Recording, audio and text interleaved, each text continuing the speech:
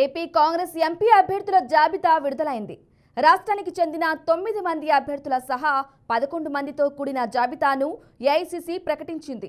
Srikakulam MP Congress అభ్యర్థిగా doctor Parameswara Rao, Vizianagaram MP అభ్యర్థిగా Bobbili Srinu, Amalapuram MP అభ్యర్థిగా జంగా గౌతమ్, మచిలీపట్నం లోక్సభ కాంగ్రెస్ అభ్యర్థిగా గొల్లు కృష్ణ, విజయవాడ ఎంపీ అభ్యర్థిగా వల్లూరు భార్గవ్, ఒంగోలు సుధాకర్ రెడ్డి, నంద్యాల లక్ష్మీనరసింహ యాదవ్, అనంతపురం మల్లికార్జున్, హిందూపురం లోక్సభ కాంగ్రెస్ అభ్యర్థిగా సమద్ వహీన్ను కాంగ్రెస్ ప్రకటించింది.